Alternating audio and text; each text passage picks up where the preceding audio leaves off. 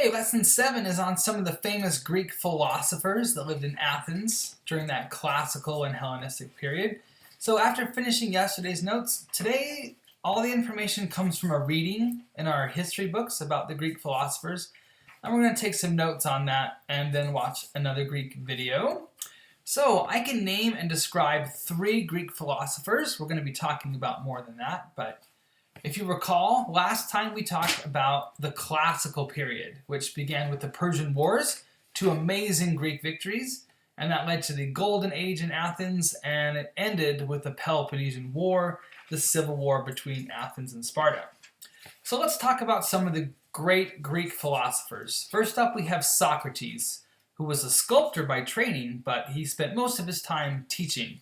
Socrates is famous for his Socratic method, which means he believed that the best way to teach was not by lecturing or just telling students what to think. He asked questions and waited for students to respond and to find out what they believed for themselves through questions. That's the Socratic method.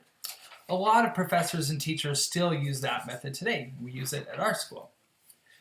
People thought that Socrates' ideas were dangerous. This is after the end of the Peloponnesian War, so at this time Athens actually discouraged free thinking and free thoughts like that. At one point they had encouraged that and thought it was great, but after losing this war to Sparta, they felt that Socrates' ideas were dangerous, that he was getting the young people all riled up and they might question their leaders. So Socrates was actually sentenced to die. He was arrested and sentenced to die for getting the people stirred up to rebellion, and they gave him the choice to leave the city-state and live or to stay behind and die, and he chose to stay behind. He felt that he was living under the laws of the city-state and it was important to obey the laws, even if the law said that he should die. So he stayed behind and gathered his friends and his students around him and gave his last speech, and then he drank poison and died. Next up was Plato. Plato was actually one of Socrates' students, and he opened a school in Athens called the Academy.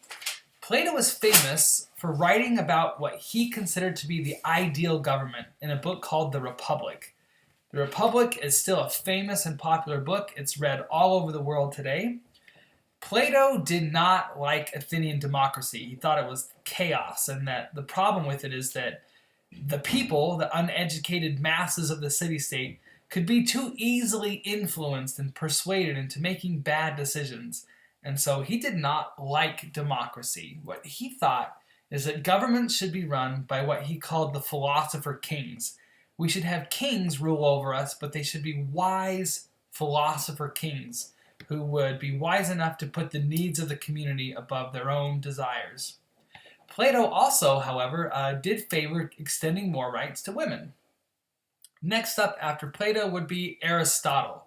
Aristotle was one of Plato's students.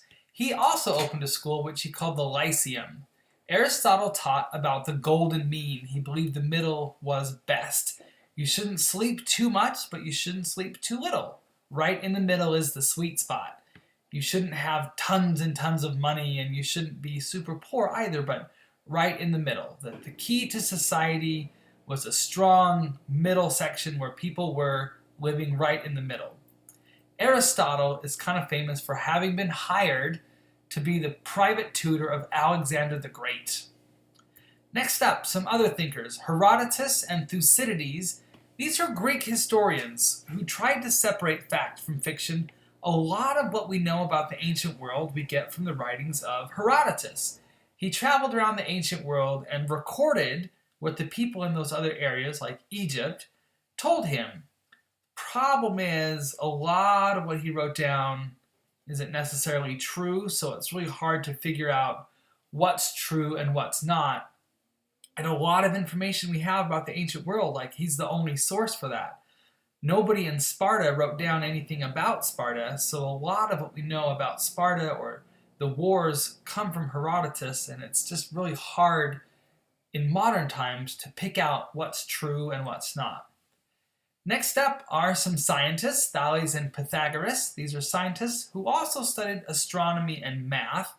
Later in school, you will learn the Pythagorean theorem, which is a way to calculate the unknown length of a side of a right triangle. And we have the Hippocrates, who was an early doctor and tried to figure out like actual medicine. And he wrote what's called the Hippocratic Oath. And even now today, whenever people finish medical school and they're about to begin practicing medicine, they take the Hippocratic Oath, which basically states that they're going to use their medical knowledge for good and that they're only going to try and heal people and get the sick feeling better. They're not going to use their medical knowledge for evil.